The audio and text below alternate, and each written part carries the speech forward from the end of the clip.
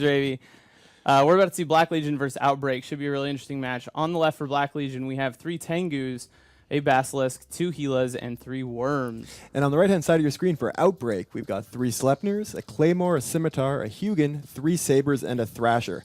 Very interestingly, these are 2 copies of different PL teams. The PL Mimitar Rush from last year and the PL Tengu team that lost to Darkside today. In our tests with these 2 teams, the Tengus always won, so it'll be really interesting to see how this match goes.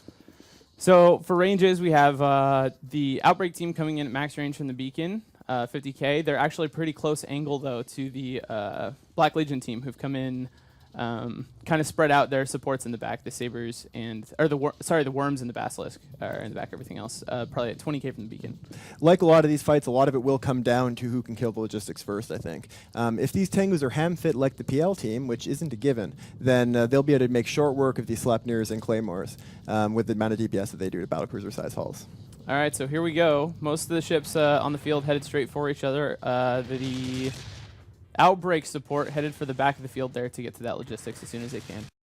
And since the Tengus are moving in, it is pretty safe to say that they are ham-fit, just like the PL setup. I'd be very interested to see exactly how Black Legion went about copying this setup, since they actually, this one wasn't one of the ones that was part of our form leak, so it would have been their spies on Sissy that got a look at it earlier. Wow, look at that Basilisk dropping very quickly. That was crazy. That is going to hurt. It'll be pretty difficult for Black Legion to come back from that, although they are applying damage interestingly to one of the Sabres. I think that is a very poor choice. The Sabres are not going to be taking a lot of damage from hams. Heavy assault missiles do a good job of killing large things, but they are really signature radius limited. You're not going to be able to kill small, fast things with them very well at all.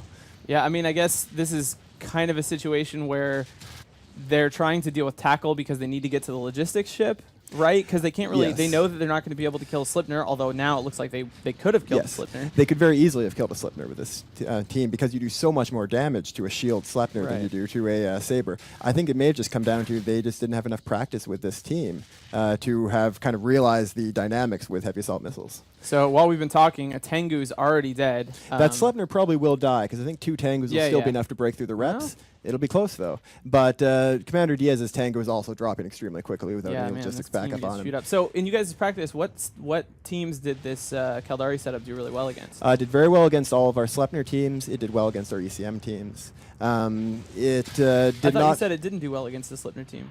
It did do well. The Tengu team won against the Sleipnir teams, which is why I was saying that although I kind of like Outbreak more as pilots, I think that Black Legion had a better chance. But I think that mistake early on, going after the Saber with those heavy assault missile Tengus, which obviously was not able to break its tank, that's what killed them. It slowed it down too much, and they did finish off that Sleipnir, but it's not going to be enough at this point, because all of their damage is going to be gone when that Tengu is gone. Yes, the Tengu is about dead. So what do you do in a match like this when...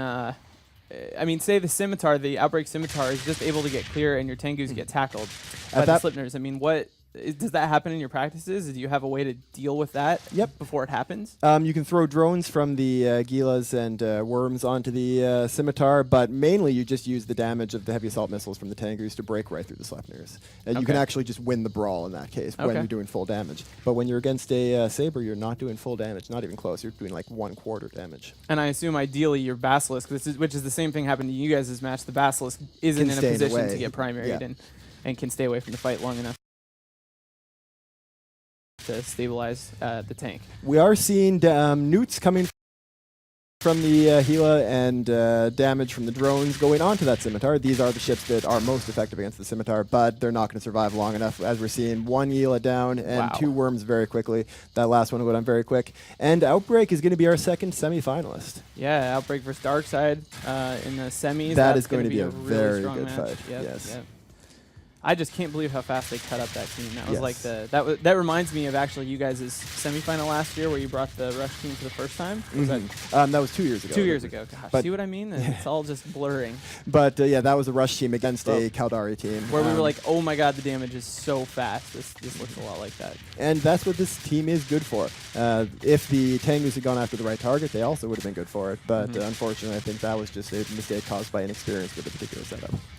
So that does it. Outbreak dominating that match, even though it could have easily gone the other way. So congratulations to them. They'll be moving to the semis against Darkside. And with that, we'll head back to the studio.